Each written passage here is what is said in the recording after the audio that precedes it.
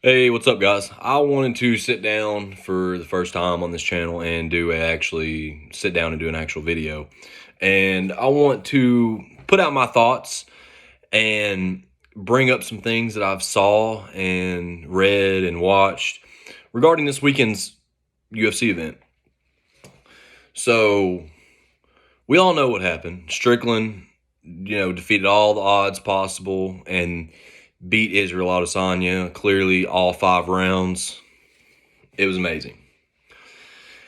And he really broke through. Like, it's so disheartening to see all these, all their fellow MMA fighters and media journalists and, media people for MMA in general trying to downplay his win after 90% of them swore up and down Strickland was going to lose by knockout in the first 3 rounds.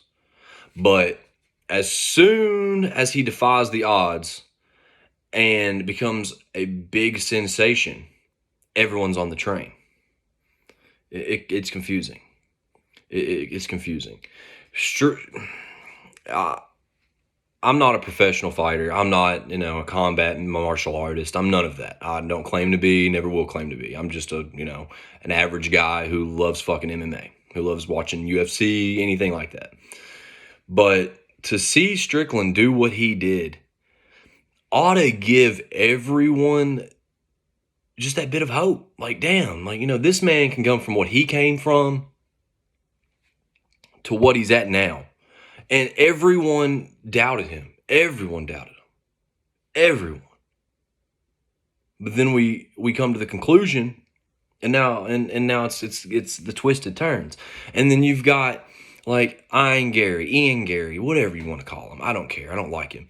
He's talking about Israel Adesanya lost the fight more than Sean won the fight.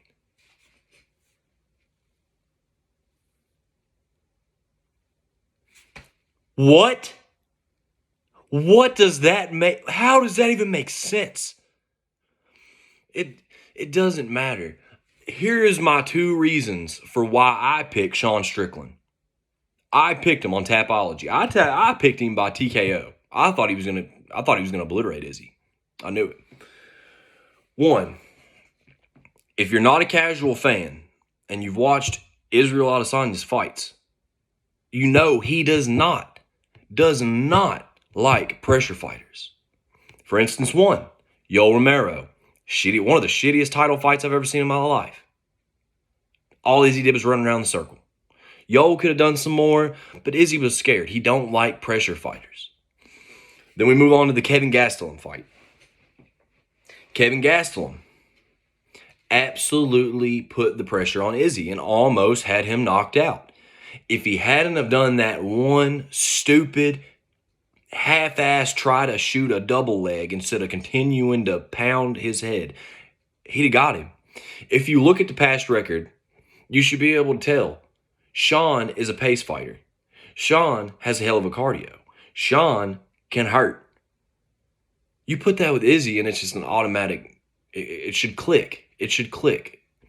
And it's just, I don't know. There's just been so much negative press trying to downplay this man's title run and title defense after giving him can after can and trying to push him into fighting Abbas Magomedov or whatever the dude's name is. Brought him in. Everyone thought, oh, this Dagestani guy is going to, wet blanket, destroy Sean. Sean's not going to have a chance. Sean goes in there and destroys him. What more does it take? Oh, he's up for the title fight next. Oh, he ain't going to get it. Izzy's going to kill him. Wins the title. Now here we are in the timeline. I know this isn't the coolest or the greatest video that you could have watched today or, invested any of your time in. But I think we all need to step back and, realize like, wow, like he really did that. Like he really did it. And we need to give him his props. And the sooner we do it and the sooner we start treating him like he did, he fought one of the best fights I have ever seen. Defensively, offensively, everything. He won it all. He made Izzy look like a puppeteer. It was bad. And it's just, I don't know. I think we're in the day and age where freedom of speech and, cancel culture is two different things. And a lot of people don't like Strickland due to his, controversial ways and controversial viewpoints on things. And his, the way he talks, he cusses a lot and says the F word quite a lot. I mean, I don't care personally. We're watching a sport where people walk in the ring and are paid to brutally fight each other. But yet I'm going to care if this man says, faggot.